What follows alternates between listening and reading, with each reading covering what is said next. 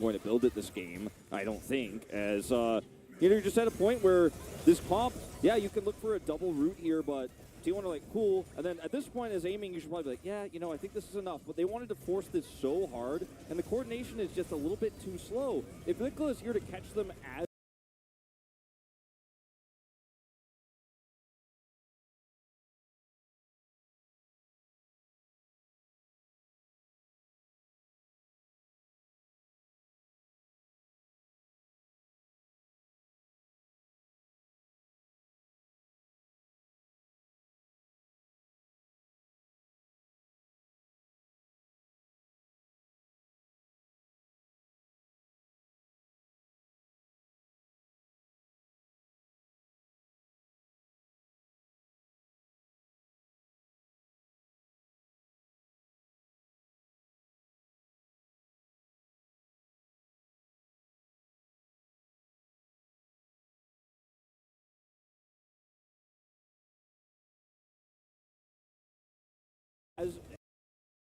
But T1 are just getting so much more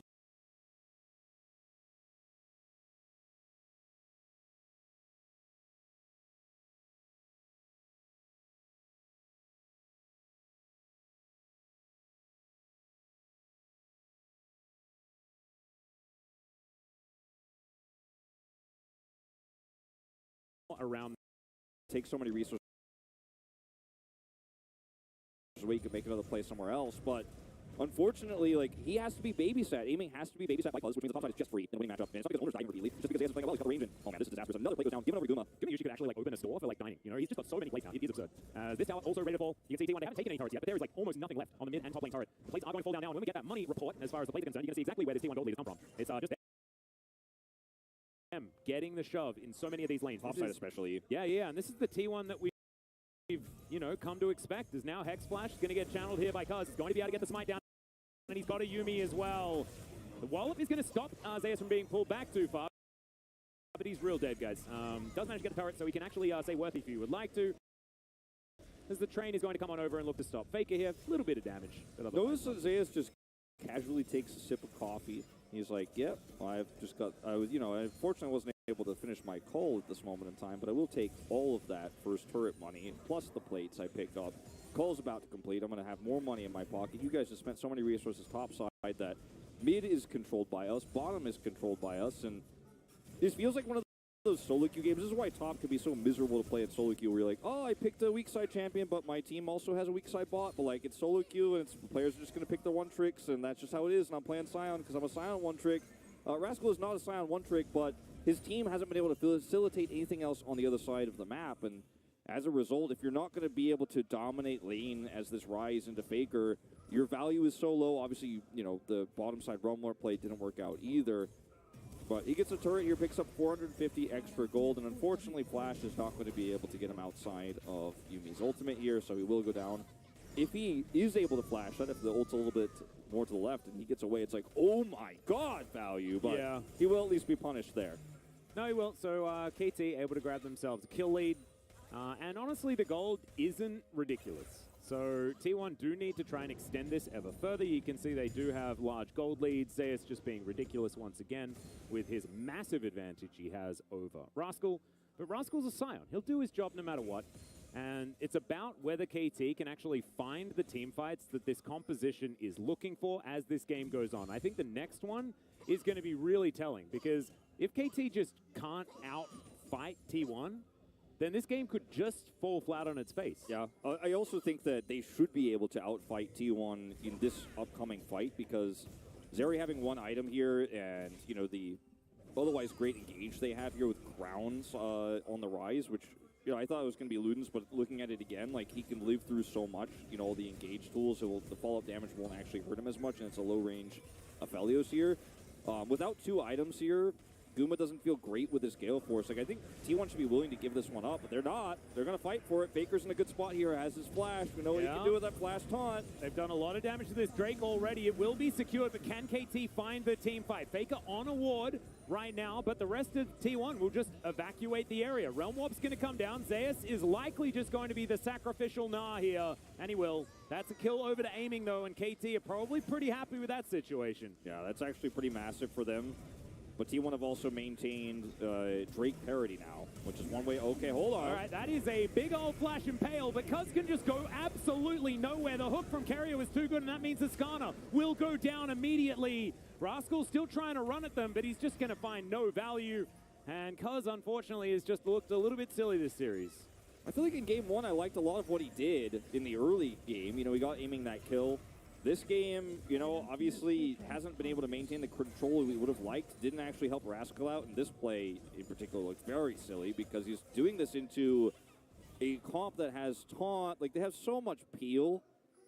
Yeah, I mean, we'll watch it again because we're going to go back to this fight first as T1 are able to evacuate. They give up Zeus here, and yeah, it's Zeri gets a kill, but T1 get Drake parity, so it's not like KT could say, well, the game is just longer now, and we're going to have the Zeri scale up. Like, there's trade-offs on both sides here, but I like this for T1. As this is Carrier here, just in position to deny, as look at Skarner coming over. He's hooked. And then, like, there's taunt, like, Aphelios doesn't care. Like, where's the follow-up damage? Aiming is nowhere near. Like, this is just very poorly coordinated from KT, as well as Carrier, of course, having a fan. I think, yeah, Carrier just straight up outplayed because he read the flash, managed to get the hook in the air, and then Flay makes life so hard for the Skarner. It felt like it was the opposite impale situation, as, you know, he impales and then gets moved into the enemy team and just kind of dies. Okay, X-Flash gets him over the wall here as Aiming's trying to get these minions as best he can, but the Impale's once again going to come down. Owner is just going to heroically charge his way out of there, though, as Vikla does go golden. Owner's still alive somehow, as Rascal is a brick wall in the front line. He gets hooked back once again as the Carrier show has began, and the Scion will be taken down. Grumiusha says, thanks for that kill. But now Zeus and Faker in a little bit of trouble. Nah, not going to quite find the wallet value there because we'll, pardon me, lock down that kill, and then Cuz is immediately going to go down. Zeus, once again, the sacrificial Nah, but T1 this time will trade up. They knock aiming away, he can't follow up. Like, he actually cannot chase them there. He looked extremely immobile in this fight. If he's able to get over the wall there, extendo beam, and chase down 3 players who are essentially dead there, he'll grab 2 extra kills probably. Unfortunately, he's not able to do so. Cuz isn't able to actually lock anybody down there. He dies at the end of all things, and it feels like even in the best possible fights here for KT, they just cannot pull it together. And you could really see some of the weak points of this draft in terms of how this Skarner operates in skirmishes when T1 are the ones setting up these fights. Is Lantern's used early here, so I think that's part of why you're like, okay, we're going to actually chase, we're going to press the go button here as Owner lives for so long. Scion swings around. This is a beautiful play from Rascal to try to trap them here, but there's just so much tankiness and CC, it's just hard to trade up here. Look at another Lantern comes through. Guma kind of trolled Faker there on that one. Yeah. But Faker's like, no, I'm going to taunt him in the choke, and then watch what happens to aiming here. He's just completely zoned out, so the rest of T1 can escape. Owner knocks him away, so he can't actually follow through, and then Cuz is just left out to dry. T1, their team fighting is just amazing. Doesn't matter how good of a choke point control you think you have, you are just not going to catch up to this team. It's just insane. Having a look at this one from Owner's perspective. 40 health. Somehow manages to survive and then gets his ulti is what knocks perfectly aiming aligned for when Aiming gets his ult back up again. Yeah. Gets taunted, of course, by Faker. One from Owner's perspective. 40 health. Somehow manages to survive and then gets his ulti is what knocks aiming aligned for when Aiming gets his ult back up again. Yeah. Gets taunted, of course, by Faker's, what you do to make sure the rest of the team back out. You can play one more on. I agree. It was very well played by T1. And this is what I was sort of alluding to when we were talking about that first fight, how KT was actually able to come together and make this one work. And unfortunately, it just didn't, as T1 now have approximately 2,000 gold. Will be eased a little, as Vikla should be able to take down this top outer turret. Faker is not so psyched about it, but still not going to be able to stop it. Is okay, ghosting forward here is Vikla.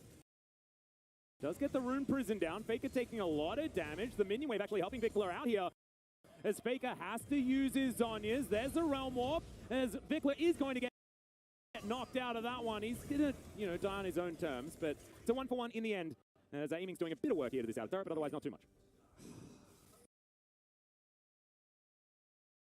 Like, you're fishing so hard, Vikla, for this one, and he has Realm Orb available, so the idea is, okay, I'm just going to Realm Orb out. Like, cool guys don't look at dead Faker, but Faker just looks at you and knocks you out of your Realm Orb, and you're fighting and forcing this on a turret. He could have just been happy to walk away, and would have been way better off for it. His carry is going to take a ton of damage, and this is going to be a Drake given over to KT, but this is what we were talking about with T1 evening up the Drakes and then just escaping and getting away with it means they bought so much extra time. Like, this is not KT now threatening Hextech Soul. They're just sitting on 2 Drakes, so it feels way better now for T1.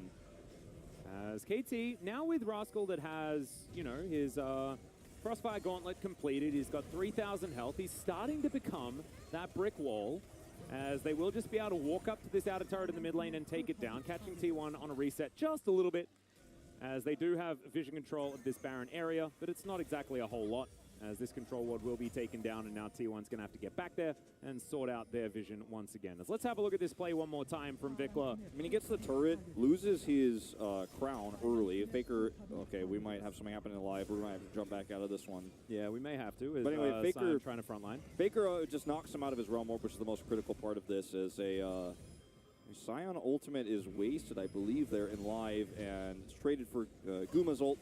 As it's just knocked out of his Realm Orb. Zayas comes over for the assist. And Cuz might now be in a little bit of trouble, but no, he is going to be able to secure the Rift Scuttler and keeps himself alive as Vikla on this blue buff. Does have flash, so he's not going to be dying right now. Picks the juke beautifully, does Carrier, as now Vikla feeling a bit silly for not flashing earlier. Zayas going to take a lot of damage though as Aiming's going to turn up. Picks up his first kill. Now Ona's next on the menu. Gumushi decides that he just doesn't want to be in the fight as it's a double for the Zeri. Make it a triple and make that a Baron on top. And Guma is just, he cannot be here. It's too risky for him to be here. He's on a low range of Aphelios. It doesn't have an ultimate, so he's over on the side, and they go a little bit too deep here trying to grab a pick. And yeah, Vikla, if he flashes the hook, he survives, and this is even better for them. But either way, they're just caught as they're too far forward there in a choke point where Aiming is going to get so much value and now money out of this team fight. As T1 looked to try to get a pick to set up for Baron, they had complete control of the choke point starting out. They didn't have to force this. Now Guma is going to play a greedy move down here and grab an inhibitor turret, which is going to be a lot of money into his pocket as well. Can he escape? I think the answer will be yes.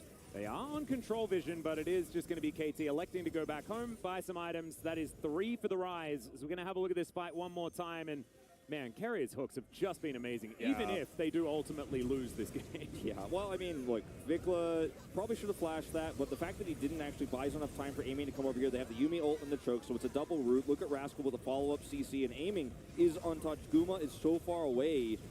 And T1 were not ready for a team fight. They're ready for a pick, but they were like, all right, well, we were just looking for a pick, and we were going to kite back to Baron.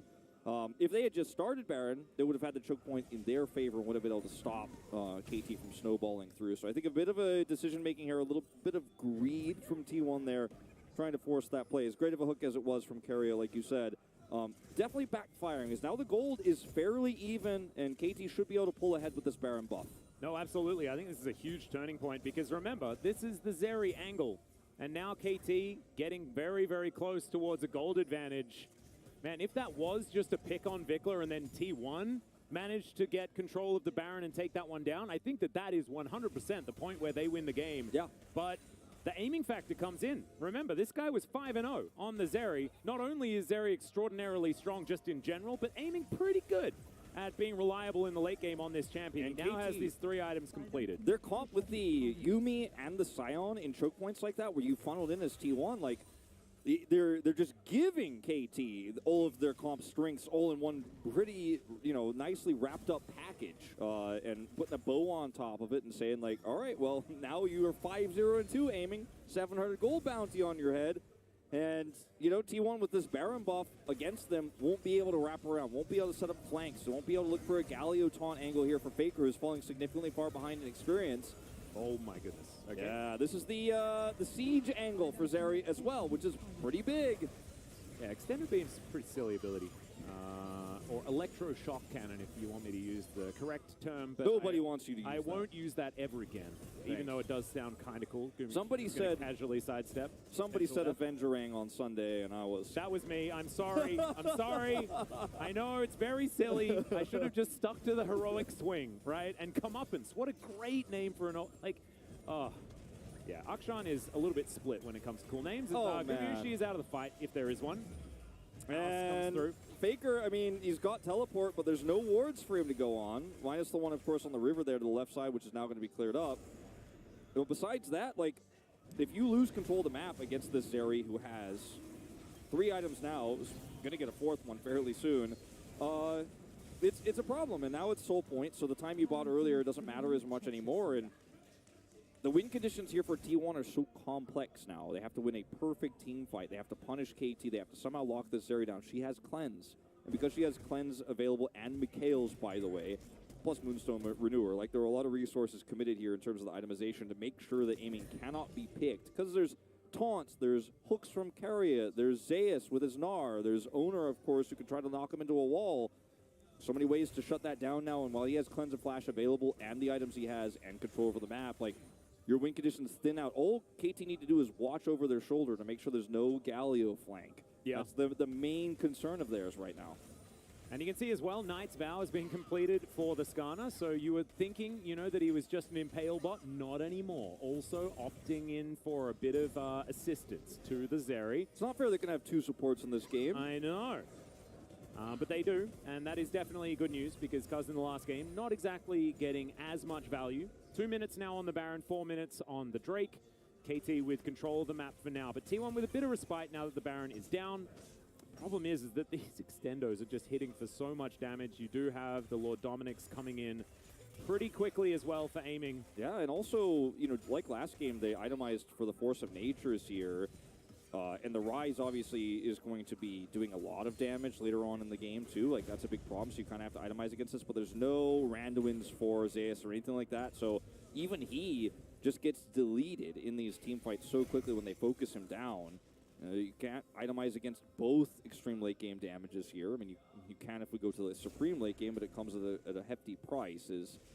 You know, the value we saw against the magic damage last game was much larger because Zeri wasn't this fed. It wasn't this far ahead. Now feels kind of worthless. Yep, and aiming is definitely, you know that he's the main character now because he just took a blue buff right in front of a Rise, who would have very much liked it himself, but no. Aiming just needs all of the things to make him strong that he can find. He's hit those 4 items that we were talking about earlier. Even has a couple of control wards to augment that, and KT will now just try and suffocate vision around this Baron and play it by the book. As T1 will need to be able to find themselves a big play to get this one working for them. Rascal does have his shield removed now. This battle is going to take a very long time. But Zeus, with his Hyperprocs, might be able to get the work done. Decides to stop Rascal here as he hops over the top. Not going to quite find the Q is Rascal, but he still has enough of a health bar to get back towards his turret. With Black Cleaver here, unfortunately, Rascal, there is no world in which you win this one. Can, of course, catch the wave here, but that is about as deep as it goes. Like, he is Gnar. In mini Gnar form, he's actually arguably way more dangerous. In fact, with this itemization against this, you know, really tanky Scion, but it's not tanky enough. And so he gets pushed away. This gives an angle here for Zeus. He does have his Gnar bar available. If KT get caught by him here, that could be a disaster. That is definitely one way to win this game, straight up. Zeus is Gnar bar, man. Well, Amy's just diving forward. Faker has to go golden immediately, and the ulti does nothing from Ona, but the Lantern placement was fantastic. Now Zeus trying to get himself out, but does so with a hop into crush combo. And KT, they have control of the river, but T1 keep everyone alive. Now, T1 need to rush back over here and deny this if they're going to contest. Unfortunately, they just won't have a Gnar bar here for Zeus. He does have teleport. He's going to try to actually get it on the bottom side of the map and come back. He's not going to back. Oh, aiming. Dear. Keria is going to land the hook onto aiming, but he is just going to die for it. They did need to check this. Zeus is on the bottom side. He does have teleport, but I don't think that he's going to be able to do anything to try and get over here and stop this Baron. It's going to be the second one going to KT unless Ona can get in there and make this one happen. He does have the flash. He gets into the pit, but he's way too early. They didn't have the vision available. He had to try and take a gamble, and aiming's just going to be able to pick up the kill. Inner turret goes down, but that is not quite enough to even out the trade here as KT will take their second Baron. KT's comp is so oppressive when they have a lead, and we saw one of the main reasons why, in fact, KT were able to start this Baron up and actually get a proper team fight, or like deny a proper team fight because they had so much of a control over the map, was because of the fact that Rascal is just sitting down there and Zayas is trying to side lane against him, but they are not grouped up. And the one part of the map they had control was bottom side, where they're looking to maybe take an inner turret out. KT were way better grouped up, had the insane wave clear and siege in mid, and they're like, yeah, okay, Sion is going to lose half his health bar, but it's fine, he's got teleport. So Rascal can just show up at a moment's notice. Zayas has it as well here, but he's so reliant on his Gnar bar. Without it, they cannot team fight. Once again, it's going to be used here early, so this is a really tough fight to take for T1, but they have to. Well, in comes the train as the Realm Walk's going to come over as well, as Rascal almost gets on top of Gumayushi. That's a phenomenal ultimate from Ona, though.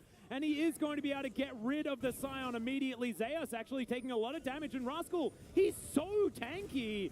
They do manage to get the taunt. There's the Everfrost. Now he's at 50%. This fight's been going on for quite some time. It's aiming now going to take him. I felt very dangerous there going through the Hex Gate, but it will be the Hextech Soul. Moonlight Vigil comes down though with Gumayushi, takes matters into his own hands and immediately gets flattened. There is the ultimate out from Cuz as well.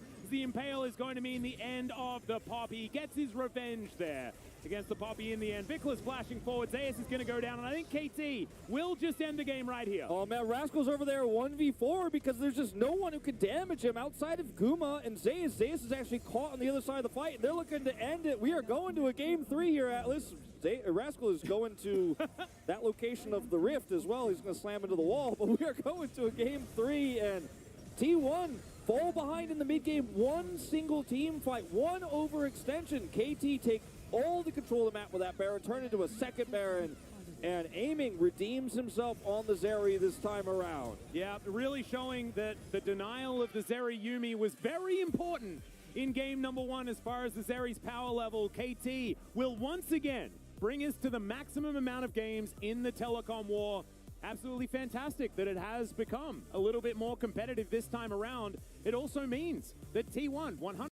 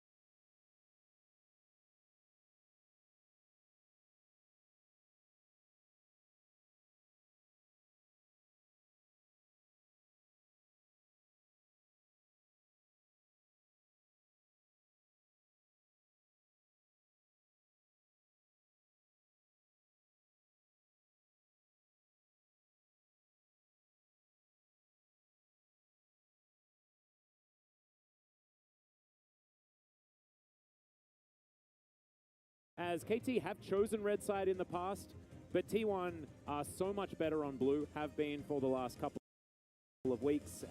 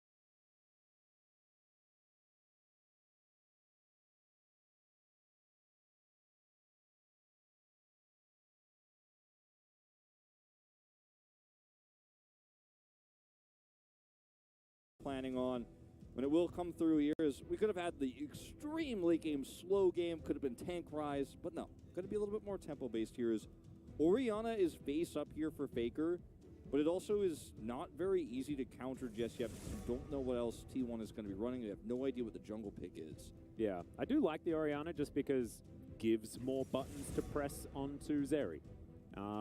The idea with any Zeri composition is she is the main character. She is the only one that you really need to worry about. And they are going to protect her even more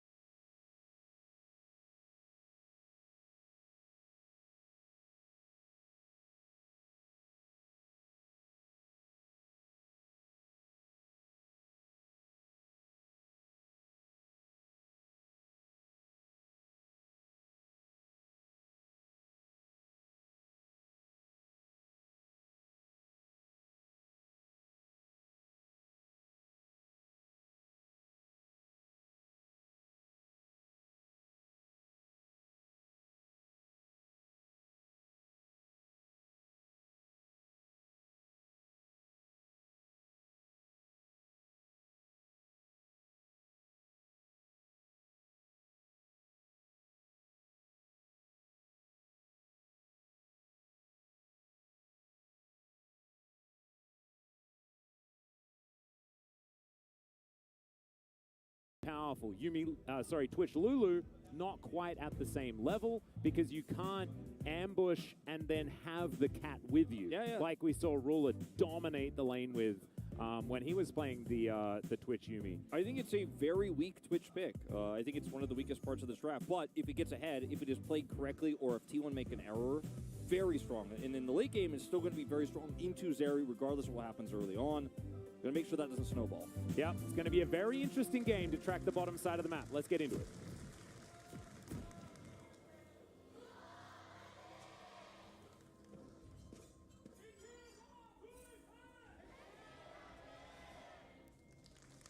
All right, KT fans, you can hear, feeling very, very optimistic as they did manage to pick up the game number 2. But T1, very, very good at winning game 3. Wolf, they've been excellent at it. It was against Quandong Freaks, the only time where game 3 was not claimed by them. As we do have confirmation, Faker has 6 assists left to make it to 4,000. And then he'll just be a hair behind Gorilla and his largest assist record in the LCK. Yeah, I didn't hear any Joe Marsh drums just yet in the middle of a game, so I thought, you know, he probably hasn't hit it yet. Because I know Joe Marsh is going to be, That's playing true. the drums, you know. Yeah. So we will keep track of that. A few Yordles on the KT composition as well. We saw that in the zoom in there as the Poppy and the Lulu. Always just a fun and strong combination. As will be unsealed here for both the Ornn and the Ryze. This is how you lose games at level 1, but I don't think they will make the mistake. Nope. We have seen a lot of teams actually do this against Ruler. Yeah. As aiming does come over and get some venom onto Gumushi here. Avoids the Q quite nicely, as we could see. But let's see how Gumushi Carrier are going to be able to navigate this one. Yeah, press the attack here for aiming, and we'll definitely go for the Blade of the Ruin King early on to sap away some of that movement and try to snowball, you know, this game in early to mid before we get to the later team points. As Flores played Nocturne once, it was a win, but it was not about him. It was a game that I think was one of the most standing jungle. I think this time, you know, it's a more critical part of their composition, especially with the Orianna here. Yeah, definitely some bold delivery options here in a lot of different ways. As you can see, aiming, spamming that Q over and over, just ambushing as much as he can. Wants that attack speed steroid, but also just wants to keep the T1 bottom lane on their toes. Check in on the top side here as we have Rascal just snipping away at Zeus. And there we go. That's about as much top lane as we need to observe for the beginning of the game. Yeah, you can just look at the numbers of the CS and where they are on the mini map, and that's where all your questions will be answered. Meanwhile, down here, it's a lot more subtle. Like, this is the matchup that we're focusing in on because it is so feast or famine. If someone gets ahead, cuz. All right, Viklet has taken a bit of damage, but they get the flash out of Faker immediately. The flash to follow, and that is going to be the KT first blood. They trade 2 flashes for it, but they'll take that for the extra money. Absolutely. That was a fantastic play there from Cuz and Vikla, a duo that very rarely work together like this in the early game, because Vikla has been so poor in the laning phase, especially in matchups like this, which are very much skill-based and can go either way. That you just don't see opportunities because it's like, sorry, man, I mean, you're supposed to win this one, but you're not. So I guess I'll just pass by. Maybe I'll get a flash, worst case scenario. But in this case, they just set it up. Yeah, double flash is required there as Vikla goes forward, looks for the root. They have the follow-up charge there from the Poppy from so far away that Faker just could not predict this. They had control ward vision set up in the river, as well as a deep ward there to know that owner wasn't nearby. So that's a lot of money going into Vikla's pocket as well. They had to do Faker dirty like this. Well, I mean, Faker deciding to play the Orianna into this matchup, we've seen it so many times. We've seen it work out for like a lot of different players in different directions, right? You think of Chovy, you think of the Orianna angle, but I'll have to hold that thought as Zeus is taking a lot of damage. Owner in exactly the right position as the snips are going to come through. The fear comes down though, and Rascal is able to move himself out of the way. Owner getting distracted by a couple of different targets as Rascal somehow survives at the very end of it all. Wow, beautifully played there from Rascal. I thought he was dead for sure, but he turns around there onto Owner after Cuz buys a little bit of extra time there for the Q cooldown to come back up. They both walk out alive. Yeah, this will relieve a lot of pressure, of course, here for Zeus, so still feels like a pretty nice win for him, but he's flashless now as well. Rascal teleports back in here, will lose very little CS. Yeah, does have that, teleport down now, so if there's a return play, no ghost, no teleport, but we're going to check this play out one more time. Into the charge here, flash for that extra damage, then the slow comes through, and it's a flash follow for the last part of the combo, though he barely has enough mana to do it, but he pulls it off. Yep, Orianna no flash called at the end, and now for the top side play is this, Cuz is just really happy that Hex flashes back. Yeah, he really is. Cuz is just such an early game jungle player. As Zeus goes down very low, then Cuz comes over here, tries to distract Owner for just long enough. As Owner, I think if he targets Rascal here faster, probably does end up getting the kill, but I think wanted both, got greedy, and then the Q comes back up, the lifesteal comes through, and they both walk out alive. So still a pretty nice advantage here for KT in this early game for the Rise. That is really where we're at. Yep. Nothing else really significant in terms of advantages. The Twitch struggling in this early part of the lane, as is expected. Yeah, he's going to be able to even out the farm just a little bit, but with this cannon here, it's going to eat a lot of the damage from these minions, and it should be the Gumushi can get pretty close. No, isn't going to be able to get the experience or the gold from the cannon, but the rest of the minions should go over his way. So like you say, going to be able to hold on to a decent CS lead as Owner now in the area. Paranoia not available yet. Pretty close to that level 6 though. Yeah, he is very close, as you can see the experience shown there, but Zeus left on his own. Yeah, no flash available. He is real dead. The Ornhorn comes through, but it's just going to run by. And so that is a free one. Yeah, this will be a free Drake, of course, for T1, but I think the significance of a solo elemental Drake versus Rascal getting free plates here top side is way, way in favor of KT right now, and I think we'll get a little bit of extra farm here, but this is a huge win, and I'm loving to see Cuz when he's in his empowered state where he's unchained and unleashed and he is just going to actually gank all game long. Like, yeah, he falls 12 CS behind at this moment in time, but it's at the expense of Rascal, and finally KT are really playing around different win conditions on the map than just, okay, is aiming ahead, is he winning? Because he's just going to naturally become stronger as Twitch, as long as Guma doesn't get too far ahead here. So, yeah, really liking this early game a lot for KT, and it's all in the back of Cuz, something we very rarely say this season. Yeah, and I think when we do say that it's on the back of Cuz, it's often when it's his Poppy, right? Like, his Poppy just sometimes has ridiculous games. It's like him and Pyoshik. They just sometimes come out with this, with the really good Poppy angles, and it hasn't been for the last little while that we've seen it from Cuz. Yeah, it's definitely good to see it now. Yeah, this series, I should say, not obviously this game, but. And, well, I guess it is, actually, because it was Owner who played it last times. And, I've always been very impressed with Cuz's Volibear, his Rek'Sai, and his Poppy, because these are champions, and Trundle as well, honestly, for him. These are champions where you could just say, you know what, I will kill you. Yeah. And Cuz he's like, you know what, we're going to dive this turret, that is his play style. And when it's a meta that doesn't suit that, he struggles, and when he's having to babysit defensively aiming, he does fine enough, but he doesn't become the star player. It's not a POG angle. Right now, it is. Now, of course, the game is far from over, but just love to see it when Cuz is on his best. Yeah, exactly right. He's going to find Owner here, but yeah, you're probably not going to be able to win that one. But Phase Rush is going to allow him to speed his way out. Rascal with lane priority. It's going to be able to move down towards this Rift Herald. Gumushi and Carrier, alongside Aiming and Life, are in this bottom side, so a 3v3 potentially available, but Vikla is going to get inside track.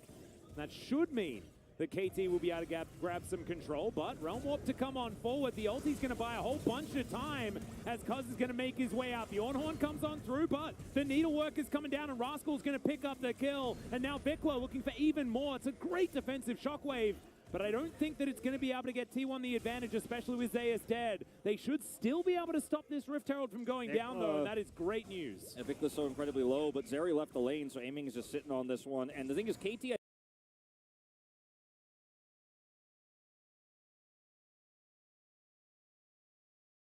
I think, don't need this Rift Herald right now. Like, it's not a requirement for them to win this, and KT now pick up an extra kill here. Control of this Rift Herald fight was theirs for so long that so many resources had to be expended. Faker's ult's down, Paranoia's down. So KT gets very comfortable with the top wave in, and then obviously force Guma to catch this bottom wave. Now let's see where this Herald does end up going and how much value it gets, because I mean, my words on this, but considering the state of the game right now and the control that KT have at this moment in time, I just do not think they'll get a high amount of value, as this is just, again, great coordination set up by Cuz, picking Zeus. Once again, Faker has a really nice ult here defensively, and the damage he does to Vikla in this exchange, well, Owner also has a nice spell shield, is what actually allows them to stop this Herald take. Also, Vikla eats a shot there from the Herald itself. So T1 not losing out massively here, but still a lot of gold now in this side lane. That is Rascal. And getting it ahead this early means that you don't just feel like, okay, it's going to be Nocturne who shuts this down. Not right now. Like, not necessarily. Yeah, and Rascal now with the wave right near his turret. You can see Keria and Gumayusi moving up, though, and this was the kind of plate play that they made in game number 1 that really allowed them to move the game into the direction that they wanted. Good little knock up there as Rascal's going to dash out of the way of the final chapter. They're rotating up. It's the snare. KT definitely want to fight for this. And the thing is, even if they don't force the full fight, they can delay this. It's going to be plates going down to aiming. The first turret race. Vikla actually deciding to not head on over. Does not have the Realm Warp available. Is now Paranoia going to be used. Back onto the rise. Gets the flash out of him. But T1 not able to continue getting plates there towards the top side. It's going to be equalized by aiming on the bottom side of the map as well as Rascal. Once again, going to have to contend with a lot of members of T1 up here. Trading a plate for a plate right now here feels very good as KT. They don't have a Herald. Vikla lost his flash forward, of course, but still okay. All right, aiming could be in trouble. He's not going to flash just yet. Ambush goes down. Zeus is still going to breathe on him, but the Brittle not going to get procced. He doesn't have flash, but aiming's still going to have to get out. And Zeus should be able to claim himself a plate here towards the bottom side as well. Yeah, solo plate here for the Orin feels nice. As over here, Guma and Keria not going to be under the threat of death, but will not be able to be grabbing any additional plates themselves either, especially with Cuz in the vicinity. So just wave clearing this one out this is the world we live in. A lot of lane swaps, a lot of trying to get 80 carries plates, and the one that's in control actually gets to make the swap choice, as Cuz will be seen on this controller. But Zeus is really the biggest winner of this at the moment, as Vikla now has Realm Warp, but doesn't want to come over here, doesn't want to lose control of mid. It's just going to teleport back to shut Faker down, who has a pretty significant CS lead, about 20 in his favor right now. And T1 have really played this last 3 minutes of passage of play so extremely well that even though KT had such a massive lead, a lot of that has kind of fallen by the wayside. Yeah, well, Gumayusi now in a bit of trouble here as the needlework was coming through. Here's the Realm Warp as well. As now Vikla looks for it, finds the Q very nicely, and the ult's going to do absolutely nothing. Vikla just secures it. Gumayusi underneath his turret, and the assist gold actually going over to aiming as well, as he'd ulted off to the side. Really nicely played. Should be some extra plates for him, and knows that T1 have to respond big here, dropping the Herald down in mid. Rascal's going to come over here, try to poke its eye out. But it will still connect here, but not a lot of gold being given to the 80 carry of Gumayusi, still in the death chamber. Yeah, and Zeus has really been allowed to come back into this game. You can see aiming up here getting plates, but the same thing has been happening for this Ornn on the bottom side. So he's got 3, and that is why T1 are pretty close in gold. It's 1.5k, something like that. But bottom lane farm has been going to the wayside here for KT. Now, aiming has also been getting a ton of free farm here and a lot of extra solo experience because Life has been roaming around with his teammates. I feel like you said, the biggest loser here is definitely Rascal because the lead he had, which would have been just an insane kingdom of side lane through the mid game, he now no longer has. And I think it's quite significant because if T1, with this Nocturne pick, you can shut down the side laning pretty well, but if you're super ahead as Rascal was, you don't feel as bad about that as they're just going to force this turret. Yeah. This minion wave is going to go down. Faker was threatening, but just barely going to stay alive. And that's one last plate. They've got 10 seconds to be able to lock that one down. They might be able to get over there and take that one out, but the rest of KT are going to be rotating over. Vikla completes his crown, and so the plate is going to go to the wayside. Stopwatch up here for Vikla as well now. So this next fight here should be the one that KT looks to try to turn these Drakes around with. Blade the Rune King done for aiming as well. Cuz is just diving on top of Gumayusi. Okay, the ult comes through, picks up the buckler and walks it out though. Gets a cleanse for nothing really. His ultimate and Chilling Smite, so makes Guma a little bit more vulnerable for the time being. And this game is really on a knife's edge here because T1 are getting to the point where Guma's been farming for so long that he's going to be looking to buy a second item by the next break fight. Fake having to deal with Rascal here, who's got a lot of needlework available. Let's see whether the Alcove Gaming's going to work out. Just the dash over is helping out here. Cuz is going to move on up, though, as the Paranoia comes in as well. Faker's going to go down. Can Owner actually trade one back? The answer is yes. as Cuz looking to make it underneath this turret and will do so. It's a 1-for-1 in the end. Faker for Rascal.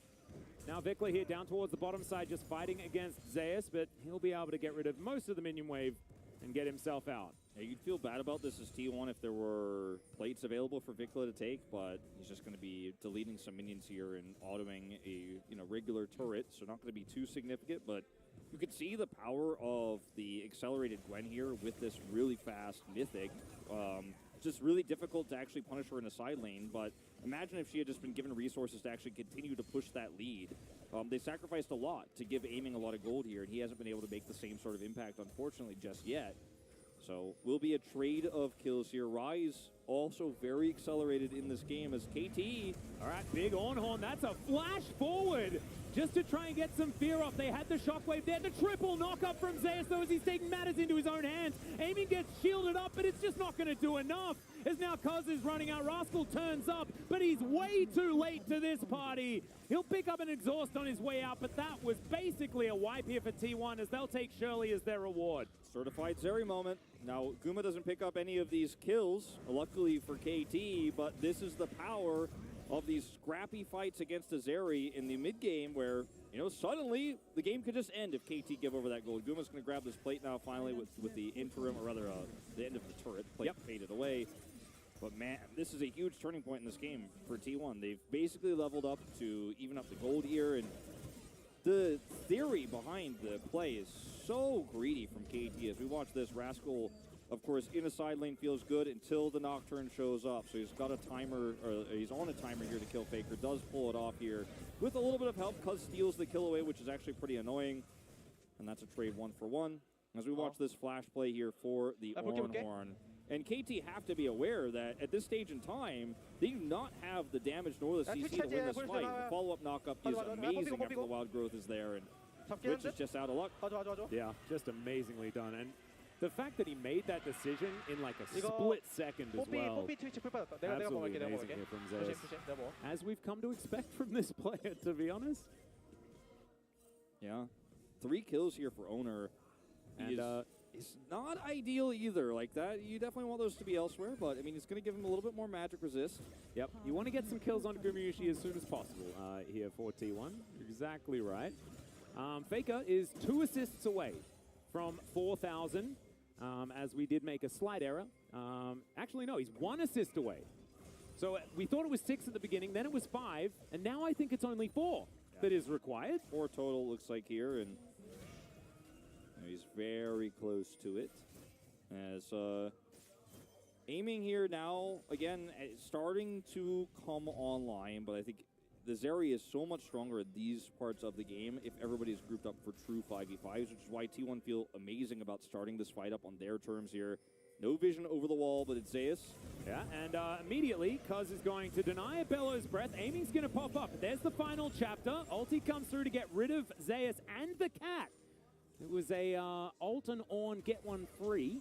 Bye-bye crown here for Vikla. Choke point still T1s. They've got a Zeri here. They've got an Ornn. No Ornhorn, but still with Extendo Beam, I just don't see any way here for KT. Realm Warp attempt. Yeah, we are just going to reposition KT here as the Drake is going down low. Here's the engage onto Zeus. He's probably okay with that as the Shockwave lands onto 3. They do manage to take it away, and Cuz steals the Drake. Owner's going to fall down as well, as now Vikla taking a lot of damage. Gumayushi standing his ground, but he has to flash to get himself out of the way. And KT just come in and take all of T1's stuff. Yeah, I mean, unfortunately, too, like the build here from Owner, he's not that survivable.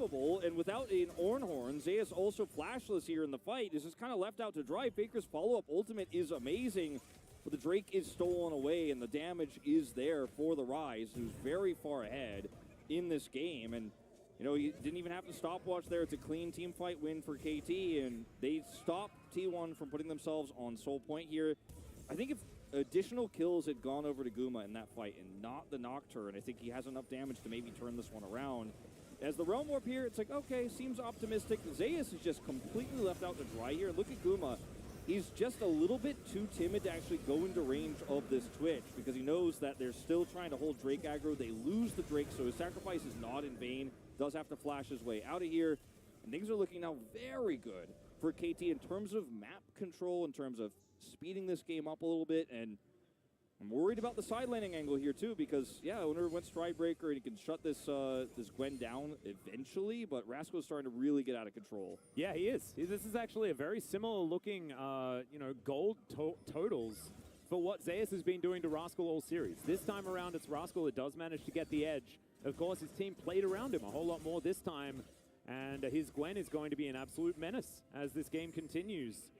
3-0-3 onto Vikler as well. Like, man, this guy's had a fantastic game. That last Realm Warp was honestly, like, almost game, like, it was fight winning, but it might have been, like, backbreaking for T1. Yeah, I mean, the other thing, too, is if KT botched that engage, and, like, say Zeus had held on to his Ornhorn, you Realm Warp like that, you actually might have just given Zeri 3 kills, and the game could have ended there as well. So it was a really high-risk play from KT, but they kept track of the ultimates really well. They knew that T1 needed to force that soul point, and Runins is done for aiming now. That's a huge spike for this Twitch in terms of straight-up 5v5 team fighting. I was talking about before, Zeri was definitely the stronger AD carry in a true, fair 5v5 fight, let's say, where you're not holding Drake aggro. Now, it kind of goes the other way. Ooh, Shockwave is going to be collected there by Rascal. Faker wanting to get a quick kill onto life, but he flashes to get himself out of the way. Still, high value as Zeus on a flank angle here. Bellows Breath and the Ornhorn available here as in goes aiming, just frontlining on the Twitch. Owner almost dead, Faker almost dead as T1 are still running away from KT, but they still win out on the trade. As far as the kill, but the health bar is definitely low on T1's side. Yeah, they grab a kill, but they lose the fight, which in the long term means that they win because they get the extra gold there. It's unfortunate again an assist for Guma and not a kill, but so close to basically getting a double there was aiming, and if he actually is able to land that, I mean, it's super, super close here, then this is a completely different story. And I think the lack of vision here on the Ornn was really what actually ended up being a disaster here for KT. If they know Zeus is there, they just turn on him and kill him, and there is nothing T1 could do. But that control ward that T1 have in the brush that Zeus stands on is massive value because he is able to turn this into a kill. They end up winning that defensive trade of kills, I guess, because they lost the team fight in terms of health bars, but luckily for KT, there's no objective for T1 to take to further this lead after that death of aiming. Oh no, manages to go back. T1 secure vision around the Baron. It's been alive for 2.5 minutes, and we know that both of these teams definitely very keen to fight around the Baron. As I still just feel like we haven't quite had that fight that tells us who's going to be able to take this. I think so much is on Zeus' shoulders with the ultimate, as Faker only needs one more assist in order to get that 4,000. We'll see whether that's going to be in a game-winning fight here. Some of the AP ratios that were changed for Gwen make her go for the death cap a little bit earlier, so that's why you see this build here for Rascal. Even though it's not going to help him in the side lane, we don't see as much on this patch of the Dasher's Tooth. But, Void Staff, I think, would have been another really strong choice considering the double force of nature that's going to really hurt his damage. Not only in the side lane, but in these straight-up 5v5 team fights, where you can see he's now just chunked out by Faker here, who's got a ton of damage to this Luden's build. Yeah. And so suddenly it feels like Rascal no longer really a big threat here, neither in side lane nor in team fights here, as T1 have a 2.5 item Zeri, and always got to keep track of Faker's ult, Zeus' ult, these two tools that can just straight up win T1 a team fight, regardless of Zeri. Could be any AD carry if those go off. So KT have to play so respectfully. And they have, I don't think, any vision on Baron here, but they just know that the T1 aren't doing it. At least have the, okay, I'm wrong. They do have one ward in the pit there. Yeah, in the back of the pit. I don't know whether that's shut off by the control ward or not. But KT still feel very happy to take down the Drake. And T1 not too worried about a second Ocean Drake at this point in time. It's going to be the next patch where we're kind of feeling better about it. But right now, Ocean Soul, not exactly the highest priority. I feel like T1, it's a really cool recall animation here. I feel like T1 might have actually been able to threaten a Baron there and force a poor team fight there for KT Roaster, but think better of it. Decide not to. Zeri, 2.5 items, not 3. Not in a place where she's really going to be a heavy hitter unless all of the engage goes well. So would have been fairly risky, especially without vision of where KT was. And 3 items for both of these AD carries is going to be an absolutely huge spike. It means that when aiming just decides to open up on T1 maybe he gets 2 kills, right? With that initial burst of the spray and pray. But he goes back, just gets a pickaxe. And it looks like it might be Infinity Edge third. I really do like Gale Force third on Twitch, just because I think that Mythics are kind of valuable. Yeah, also, like, the extra execute damage when you're trying to assassinate either the Orianna or the Zeri here. Like, closing the distance on them is massive, but also, you know, sometimes the execute there could just be so valuable. I love the Warmogs here for Cuz, because he's going to be trying to eat a lot of that early damage, then retreat in neutral fights, and then just heal back up and then come back in. Like, if he can eat Faker's ult, that is a massive opportunity to really swing the tides of battle if KT can weather the storm while he heals back up. Easier said than done, of course. Yeah, Rascal actually dashing over. This could be dangerous positioning as Faker and Zeus trying to fight this one out. Steadfast Presence is in there, and Cuz going to have to put that Warmogs to work here, and should be able to do so as KT lose control of the mid lane. They do still have a lot of wards in the Baron Pit, though. And as we continue the K-Ram, it's feeling like T1 are starting to get into the groove, find some of these angles. As Cuz is just going to get back to full health, and him and Rascal are going to start off this Baron. KT starts this off, Realm Warp. Classic Realm Warp. Okay, they're seen, though. Yeah, everyone is known. Half the health bar on this Baron as Owner is in the area. It's going to be a flip if they do decide to go for it, and KT not feeling happy about that situation, as T1 are going to say thanks for the leash as they pick up the Baron. Cuz has flash. Got to be so careful about this. He's got ult as well. Yeah, all information going to be available. T1 can cause a ruckus, though. They can try and deny, as they do just back away. Both teams had a bit of a go with the Baron, and both teams decide that it's not worth the risk. This game is so incredibly close that just one team wipe probably gives you enough control of the game if you get Baron with it too, that you just walk down, take inhibitors out, and map control is yours for the rest of the game. If not, just the game ends there. Because you're starting to get to the point where everybody is well and truly fed and online. So I like the decision of both teams to not just 50-50 this game and walk away. And we will go back to the LoL state, which I know is very boring to watch. But at least if you're a fan of one of these two teams, you know it won't just be a coin flip that decides it all.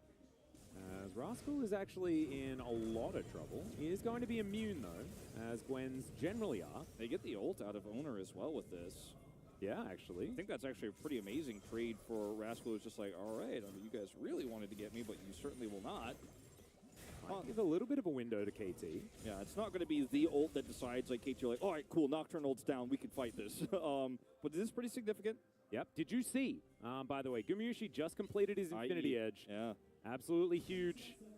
They do not know where Cuz is. Yeah, Now well, Faker does. As he's just going to sprint out of there.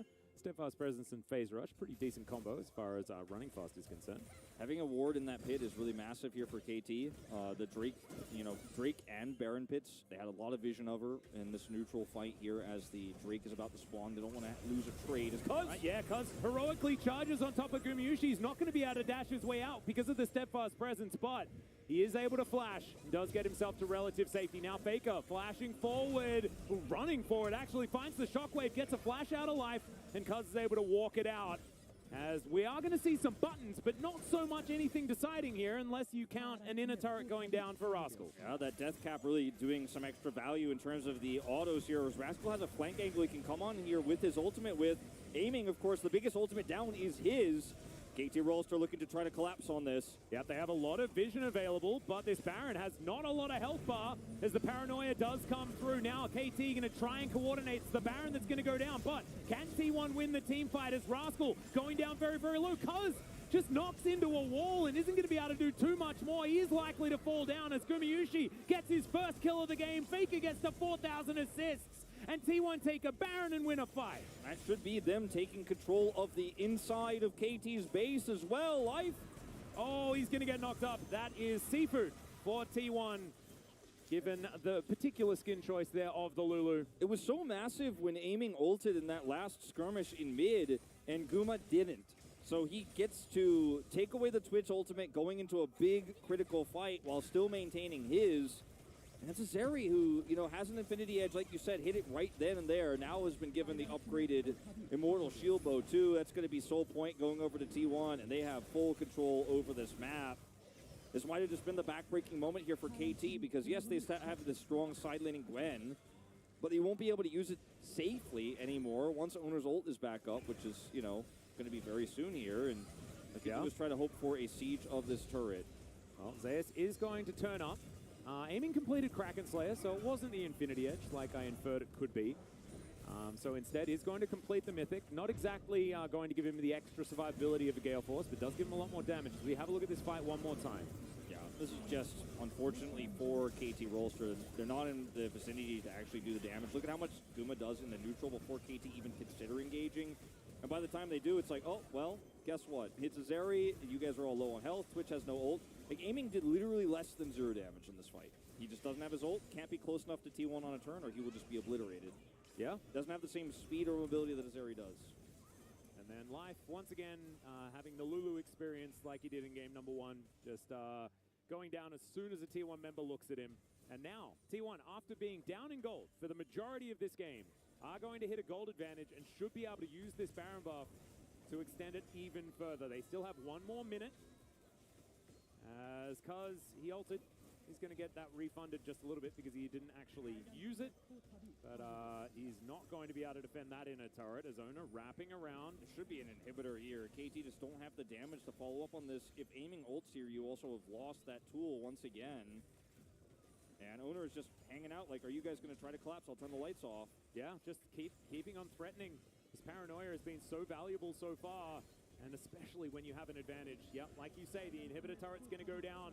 Inhibitor to follow. As Shockwave is not going to find Aiming, who manages to sprint his way out. And now a Realm Warp to come on forward. Vikla just kind of, Rascal by himself. As Aiming's trying to do damage, but Zeus just denying him completely. Now Aiming's able to try and kite this one out as Owner goes golden. Aiming's still alive for now, but the rest of his team is evaporating. And KT will unfortunately fall to maybe a pentakill for Gumayushi.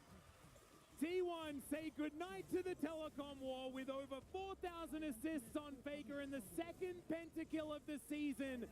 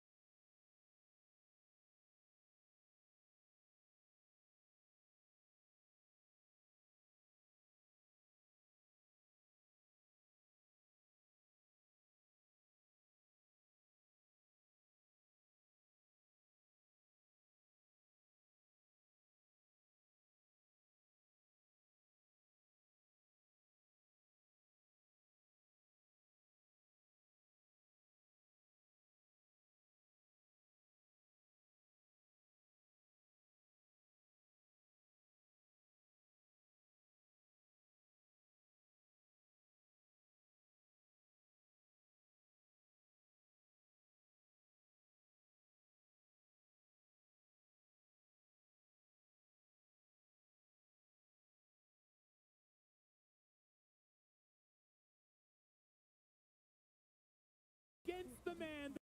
Not really.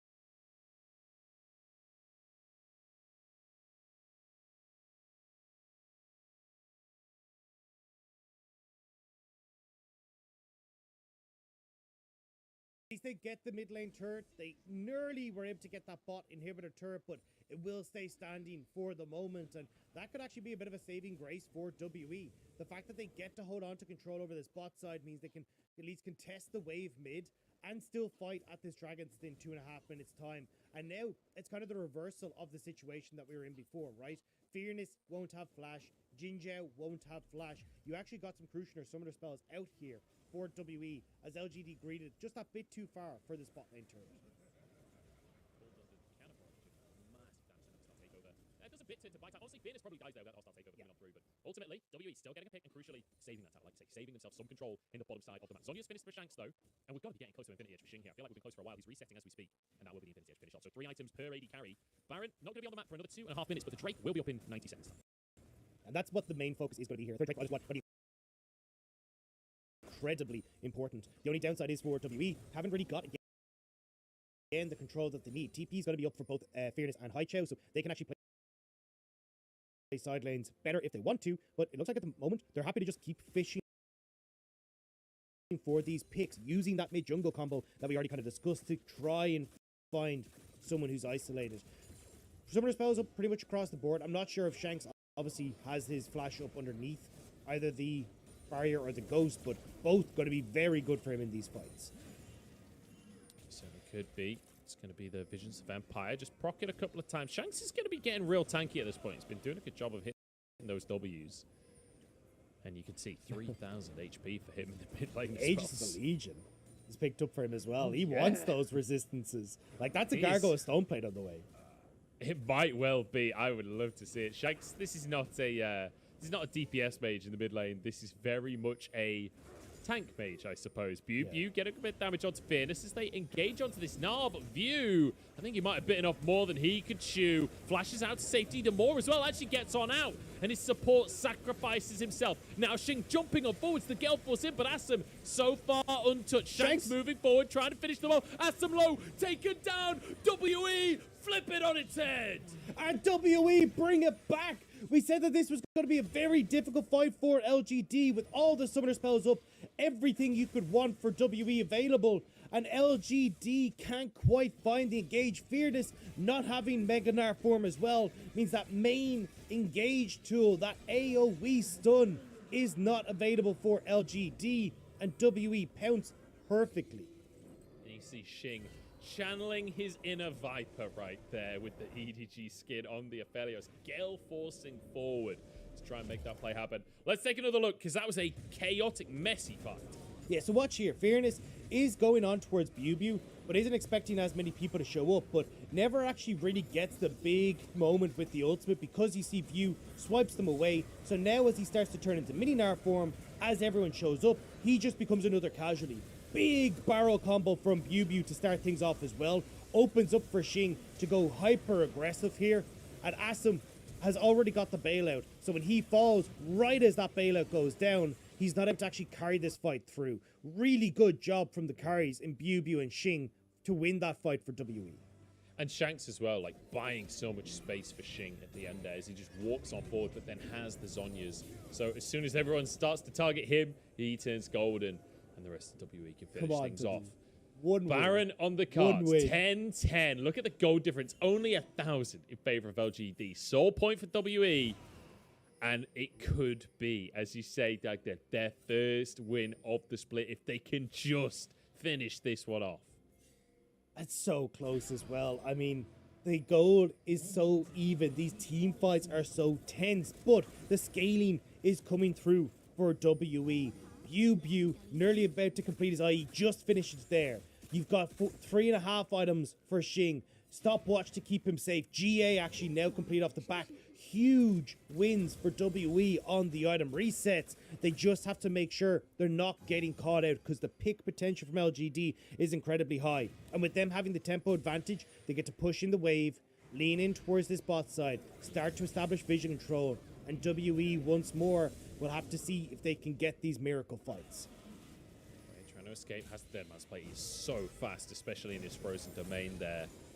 And I feel like Bu, as well, a player that's been having a pretty rough split, actually got subbed out at the start of this series, came back in, and it feels like he's had a fire lit underneath him. It feels like he's coming into game number 3 with a vengeance here on a signature pick, no less. A player that's looking for a little redemption here within the LPL, wants to prove himself. TP into the mid lane from Hai Chao here.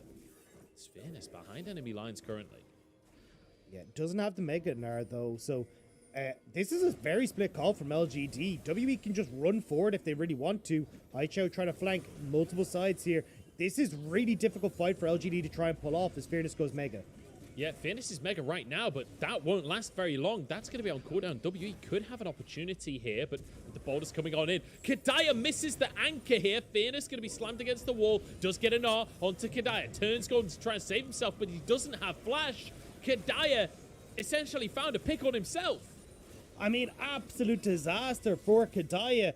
Now, though, you're still LGD. Don't feel comfortable, I believe, to go towards Baron because you still have to deal with Xing having Infernum in his back pocket, having those barrels from Bu. This can still be dangerous for LGD. They need to turn. If LGD group up too closely, the Moonlight Vigil could just end the team fight instantly. Xing moving forwards. He's got the items for the Aphelios to be big, but he misses the Moonlight Vigil. Fairness on the backside as Shanks goes 1v4. They've kept them off of the Baron, that's for sure. Baron will reset here. WE need to just retreat. Fairness still has the ultimate available as well and his flash. He could get a massive ultimate here, which is why WE very wary of trying to push through. Shanks no ult. You are heavily reliant on these barrels from Bu. View over the wall, has ult, has flash, has smite available. Quake getting pretty low from the Baron as well. WE are doing a good job to just tether LGD, just keep them in the fight, keep them trying here. And now WE are the ones with control of the Baron. And they can turn over towards this. Kadaya now back out after the reset. Ultimate's meant to come up for WE and LGD are low. This is getting exciting, Dag. The WE into the pit. Fairness in mini Gnar right now as Hai Chao. Spirit rushes in. Xing caught, but he walks away with his charm. Now in go the rest of the team. Quay has to flash away. Massive ult comes out, but is it enough? Assam getting the resets here. One onto Shanks, but he turns golden. Fairness over the wall, but he whiffs the jump in the end. It doesn't matter. 2 kills is enough for LGD. 20 seconds until Soul for WE, though. Looks like they're not going to try and contest the Baron instead. Reset and run directly down towards this bottom side of the map. TP for Bu could get them there faster, but a huge ultimate from Jinzhou completely turns this fight. We'll catch it here in the replay. So Shanks' ult is up, depth charge is available, but here you already got the cleanse from Xing, which is what we talked about Hai Chao needing to do, and then immediate ult across everybody here means that there's just so much damage that WE are doing to themselves as Hai Chao and Assam are free hitting. I feel like Kadaya there, he turns around and starts hitting Bu. Bu starts hitting it back while Fairness is also throwing out boomerangs. Kadaya just went from 100 to 0 real quick, and even Baron spitting some acid on in there as well. The Drake taken though by LGD. They didn't go for the reset after the Baron, just sprinted straight over to take that objective, which means we're 36 minutes into this game, Dagda. Goal now in favor of LGD, but both teams on Soul Point. Baron available, though, for LGD for 2 more minutes. They don't want to entertain Soul Point. They want to finish things. I mean, you're about to hit late game for, well, like full build fantasy here for a lot of the guys on WE. With Bu half an item away from finishing off his Mortal Reminder being full build. Same when you look towards Xing.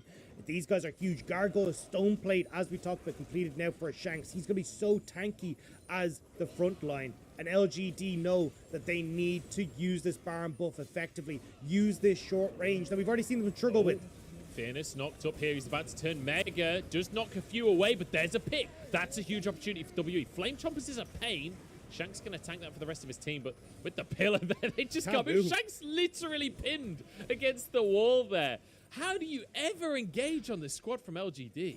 And that's what we were talking about, like trying to keep yourself at range here with Koi, with Jinzhou is spectacular to allow Assam to free hit. And Assam as well, nearly approaching that full late game fantasy here, one item away from completion. And you can see that it's really causing issues here for W if they can't find those engages. But good pick means they will get their waves back in order and get some control of the map. And we just catch it here. This is just a great call from WE and a massive mistake from Fearness. Just walks into range of the ultimate, coming through from Kadaya. View as well, sneaking into position, using the fog that he has there. LGD just caught with their pants down. Caught out of position, 3 minutes until Drake. And we said, look, they've got the Baron. They want to end things before this next Drake comes up, but they've only got 27 seconds left on that Baron. They are not going to have the opportunity to close things out. And that means that Elder Dragon could be on the cards later on. Certainly the Soul Fight is going to be on the cards. Another Baron could even be on the cards. Dagda. Between LGD and WE, we have an absolute slobber knocker here. LGD do not want to be the first team to lose to WE. Nobody wants to be that team. The WE desperate to get a win on the board. They just need one. They don't want to be the V5 of summer 2022. And all that stands in the way right now is LGD. This game has been so incredibly close. One back and forth, and one dragon in 2 minutes' time could decide everything. LGD can't really push forward anymore. The wave clear from WE is too strong, but it's about containing WE in their base, not allowing them to contest this next dragon.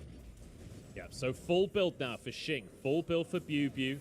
Assam, I assume on reset, would have enough gold for full build as well, but doesn't actually currently have it in his inventory. I feel like we need to see Shanks and Hai Chao trying to get some more of the CS in these wave clear situations. But the thing is, it's just about clearing waves as fast as possible at this point. It's all about just survival.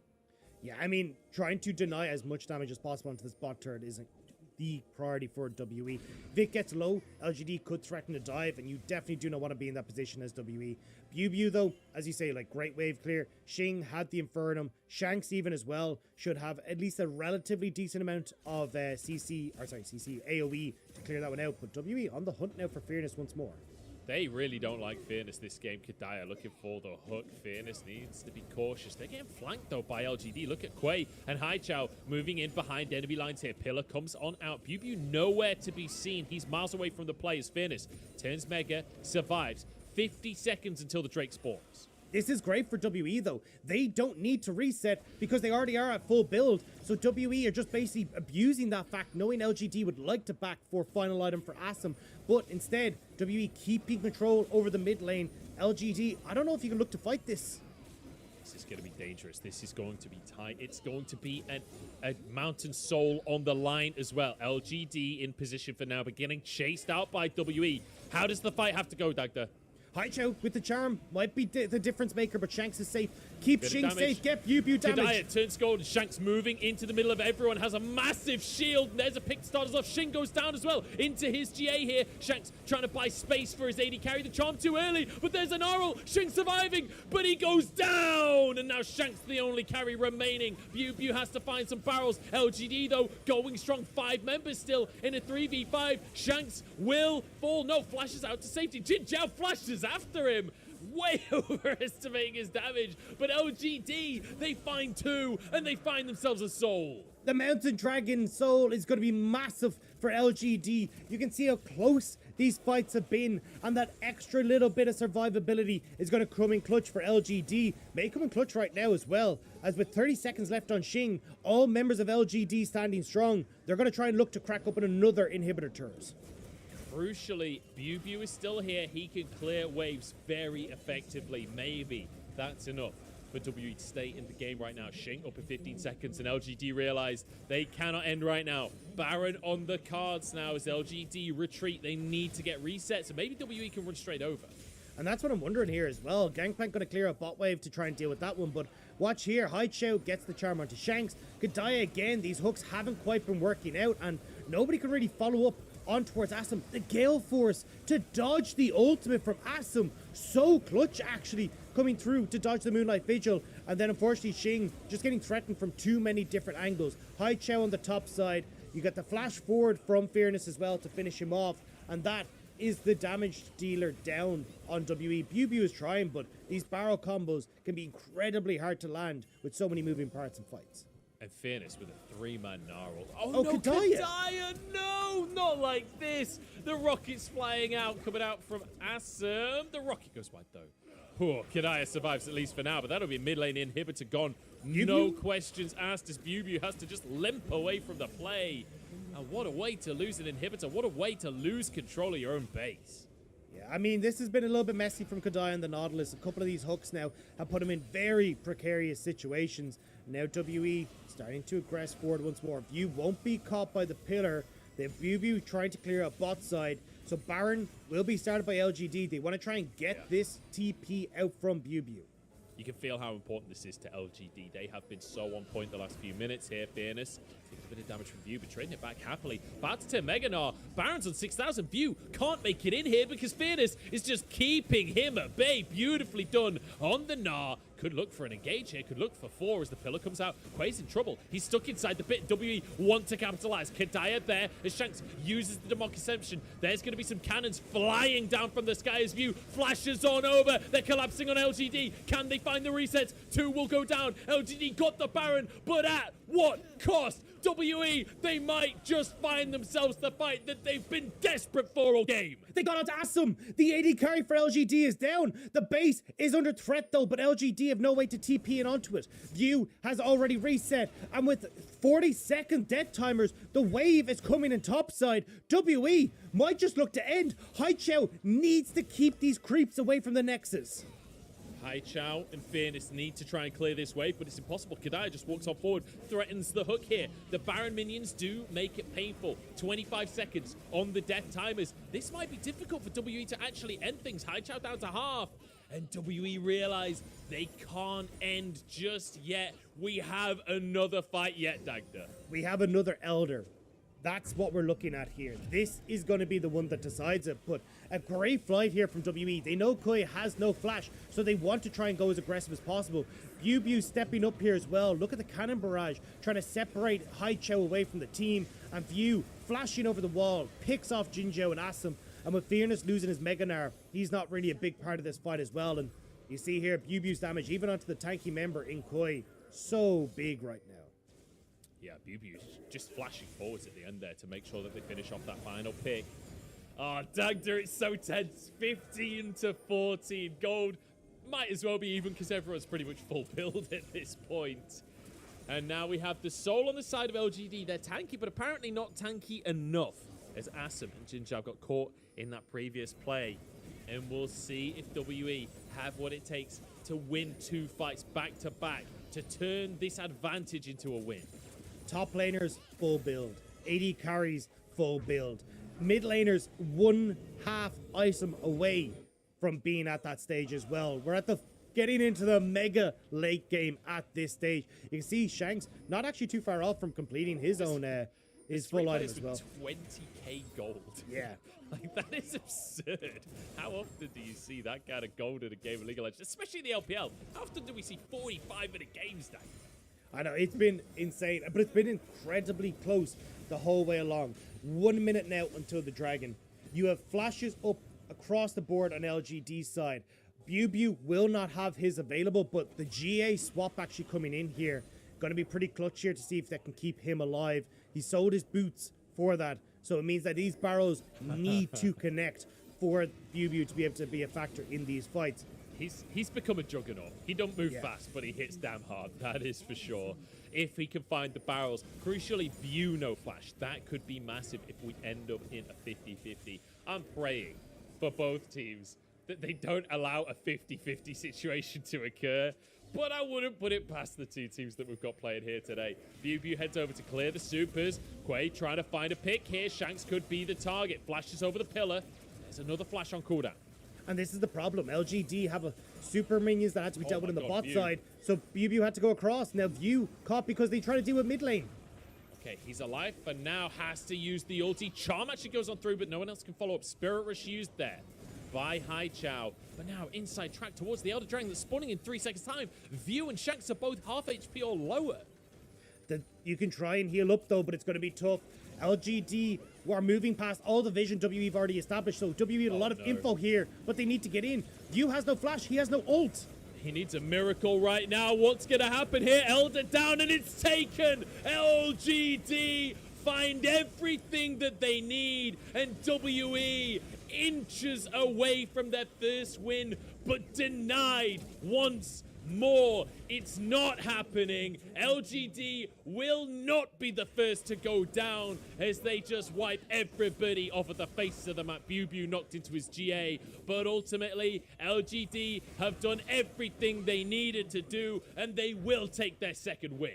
The clean ace, the clean loss streak continues for WE.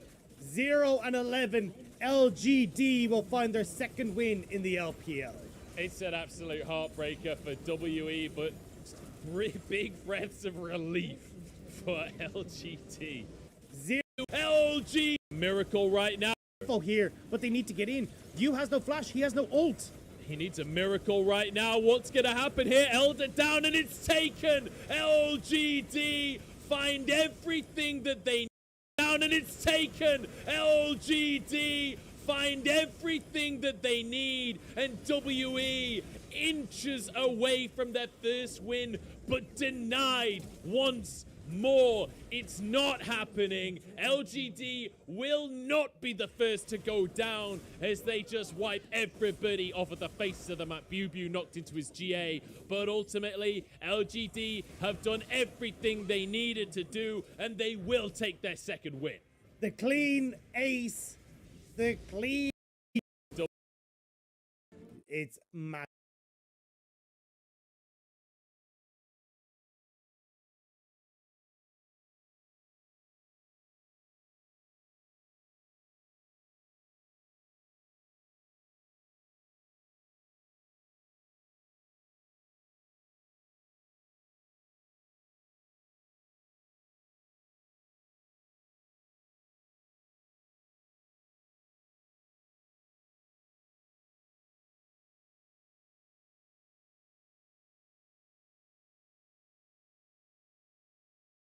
Chegou a nova graduação ao vivo Estácio. Você participa das aulas de onde estiver, junto de toda a turma e com os melhores professores.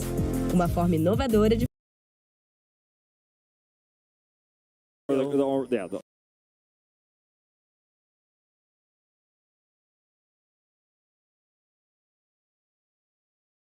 Karis near kill. It's crazy to me that Showmaker didn't even flash. Yeah. Like, I was terrified for him. And he's like, oh no, I was never going to die there. Yeah, I don't think he did, but he might have had, Ghost out or something, and just switched it back to Flash afterwards. So he might have used a different summoner, but we'll maybe go look at it, maybe we won't. Not that interesting, as Canyon is just going to look for a gank here. Yeah, Heroic Charge is going to do a lot of work. Karis gets the flash out as Showmaker was throwing the Paddle Star through, and On Fleek just a bit of a spectator in that particular moment. Unfortunately, just not going to be able to commit. Just won't have the damage to follow anything up there. Did have 6, but be very careful, as this is just the state of this bottom 2v2.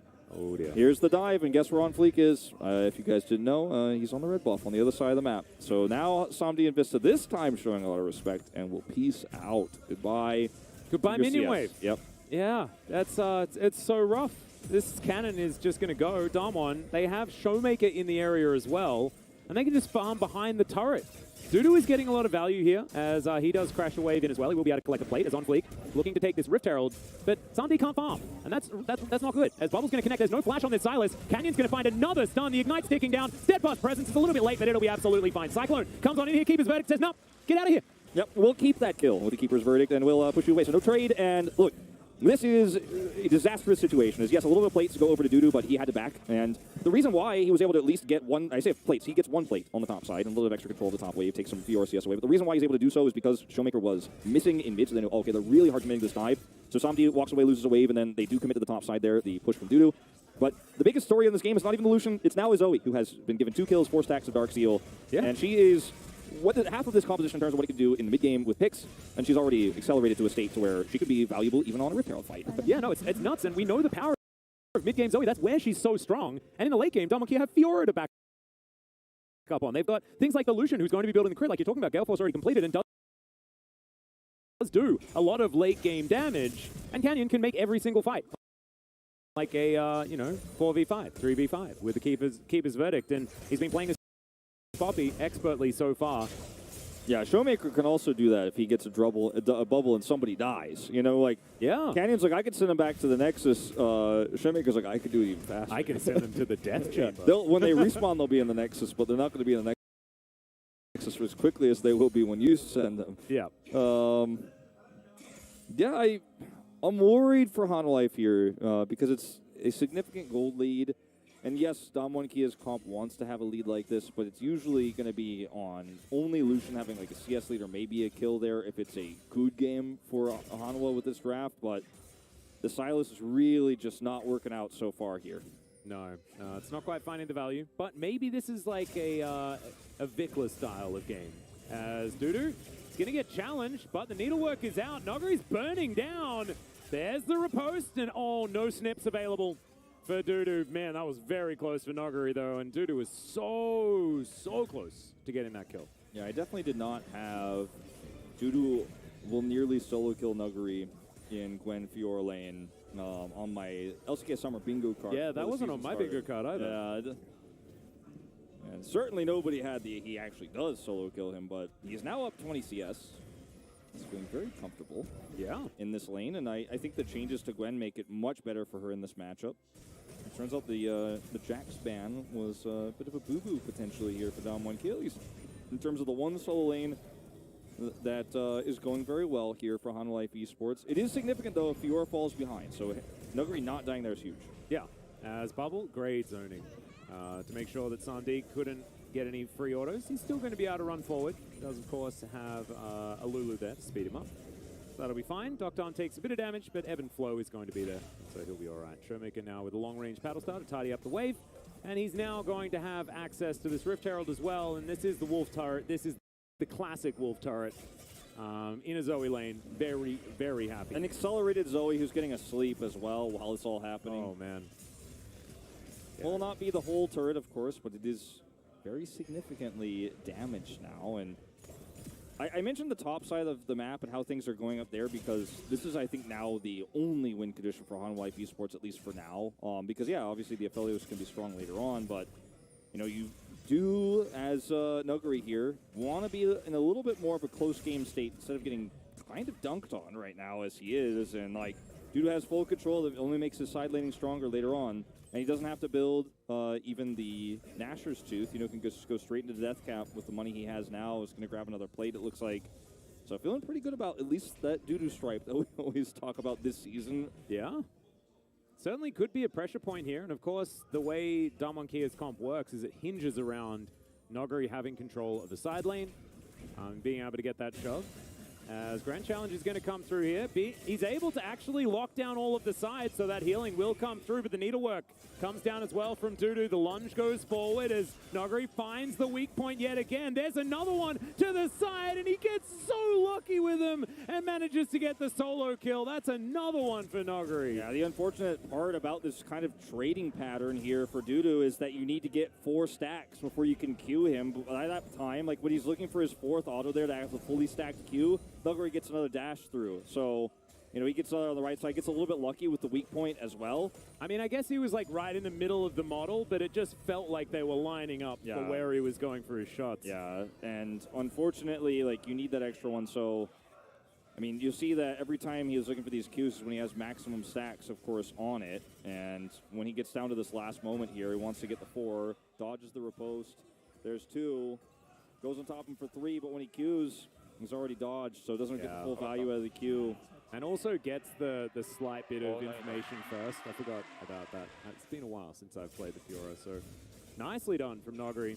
Able to execute the Grand Challenge very effectively at the beginning. And now, as these lunges come through with the Divine Sunder now completed, it's really starting to hurt. Bubble connects onto the Lulu. Oh no! Tidal Wave comes down, and Keeper's Verdict comes through from Canyon. They're unable to actually line up enough damage to finish him off, as Doctarm might make me look silly for saying that, but no, not going to be able to kill Vesta this time. Yep. And there's your, there's a preview of what the 4-1 might look like, as everybody is just taking tons of chunk damage. Nuggery's doing it again. Oh, right. Well, Grand Challenge issued one more time. This time, Dudu just solo kills him. All right, that's 1 for 1.